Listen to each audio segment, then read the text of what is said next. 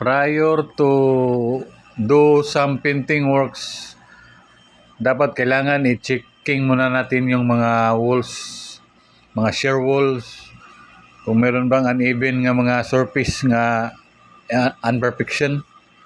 Kailangan gamitan natin ng rectangular tube, bara. Gawin natin ganyan para makita natin mga diferensya sa wall.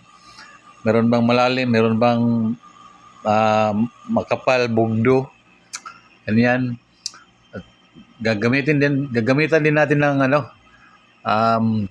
with level bar para makita natin yung tuntunado niya, yung plumb, maayos pagka-plumb.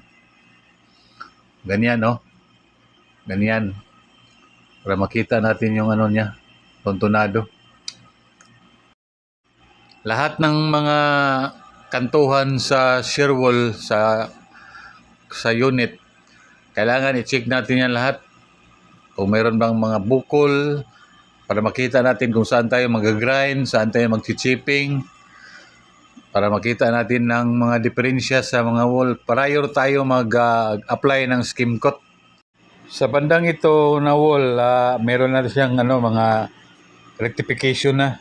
Mayroon ng diferensya, meron na rectify sa kasi tumba yung wall, nire-rectify na, gigamitan na ng plastering.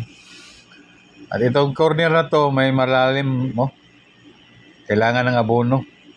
Dapat meron talaga tayong bara para makita natin lahat ng mga diferensya sa wall. Ito lang mga tips ko mga ka-builders. Dapat ganito ang preparasyon bago mag-umpisa.